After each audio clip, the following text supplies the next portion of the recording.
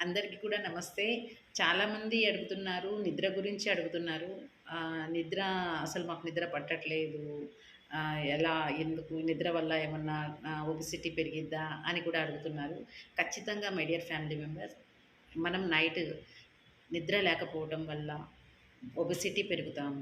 తర్వాత వచ్చేసరికి డయాబెటిక్స్ కావచ్చు, హార్ట్ ప్రాబ్లమ్స్ కావచ్చు, స్ట్రెస్ ఎక్కువైపోతది. మనకేదైనా సరే ఒక వర్క్ చేయాలి అంటే క్లారిటీ మిస్ అయిపోతూ ఉంటాం. ఒక క్లారిటీగా మనం ఏ నిర్ణయం కూడా తీసుకోలేము.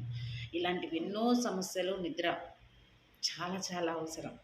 మన శరీరానికి తిండి ఎంత అవసరం, నీరు ఎంత అవసరం, అలాగే నిద్ర కూడా అంతే అవసరం. మినిమమ్ టు మినిమమ్ 7-8 గంటల నిద్ర అనేది ఖచ్చితంగా అవసరం ఉంటుంది మనకి. అప్పుడే మన బాడీ రిపేర్ అనేది జరిగిద్ది. అంతేకాకుండా ఎగ్జాంపుల్ మీకు ఒక ఉదాహరణ చెప్తాను. మన ఫోన్ వాడతాం పగలంతా కూడా. ఛార్జింగ్ లేకపోతే నెక్స్ట్ డే ఛార్జింగ్ లేకపోతే ఫోన్ పనిచేస్తదా? అది ఎన్ని లక్షల రూపాయల ఫోన్‌లైనా కావచ్చు. అలాగే మన శరీరానికి కూడా నిద్ర లేకపోతే మన బాడీ అసలు మరుసటి రోజు మీరు ఎప్పుడైనా గమనించండి. ఒక నైట్ జాగారం చేయండి. మరుసటి రోజు ఎలా ఉంటుందో మీరు గమనించండి.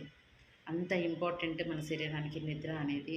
ఇంకా నిద్రలో మళ్ళీ చాలామంది క్వెషన్‌లు కూడా అడుగుతున్నారు. మధ్యాహ్నం పడుకోవచ్చా అని. ఇప్పుడు ఎగ్జాంపుల్ మనం ఫుల్ బ్యాటరీ ఛార్జింగ్ చేస్తాము. కానీ అది ఈవినింగ్ వరకు ఒక్కోసారి తగ్గిపోతూ ఉంటది ఛార్జింగ్. మళ్ళీ మధ్యలో మనం ఒకసారి పెడతాం. అవునా కదా?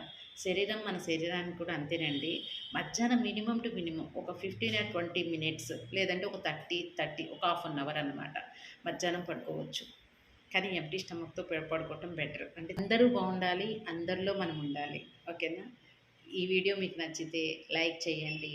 ఇంకేదైనా డౌట్స్ గురించి, నిద్ర గురించి ఎవరైనా డిస్టర్బ్ అవుతుంటే నాకు కాల్ చేయండి. నేను మీ పర్సనల్ వెల్‌నెస్ కోచ్‌ని. మీ అందరికీ సపోర్ట్ చేయడం కోసమే నేనున్నాను. ఓకేనా? బాయ్.